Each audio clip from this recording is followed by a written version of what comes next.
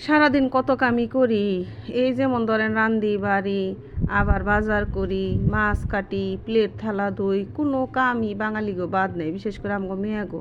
আর সারাটা দিন ভরে এত কাম করার পরেও যখন শুনি যে সারাদিন বলে মোবাইল নিয়ে বসে থাকি, তখন মনে হয় যে জীবনটারে শেষ করে দেই, এমন একটা অবস্থা। আসসালামু আলাইকুম, আপনারা কেমন আছেন? বেশি ভালো আছেন আশা করি। আজকে তো শুক্রবার, আপনারা তো ভালো করেই জানেন শুক্রবারে যে টুকটাক সবজি কিনে নেবো, এটা তো সবাই জানি। তো টাটকা টাটকা সবজি যেগুলো আনছি সেগুলো আপনাদের সাথে শেয়ার করতেছি। আজকে আনছি কাঁচামরিচ, বরবটি, বেগুন, দেশি লাউ, করল্লা, আবার আনছি আর লাউটা খুব তরতাজা। আর এই জায়গায় আনছি দেশি শাক। এই জায়গায় দেশি লাউ শাক আনছি। এই শাক কয়টা হয়েছে 30 টাকা, বুঝছেন? 30 টাকার লাউ শাক হইলে কি হইব? আর লাউ শাকগুলো খুবই তরতাজা আছিল। আর এই লাউ শাক কয়টা দিয়ে আমি 3টা পদ করুম, বুঝছেন? 30 টাকার শাক 3 পদ না করলে চলে। আর এই যে ডগার অংশগুলো আলাদা করে রাখতেছি, কোনো একদিন শুটকি মাছ রান্না করুম।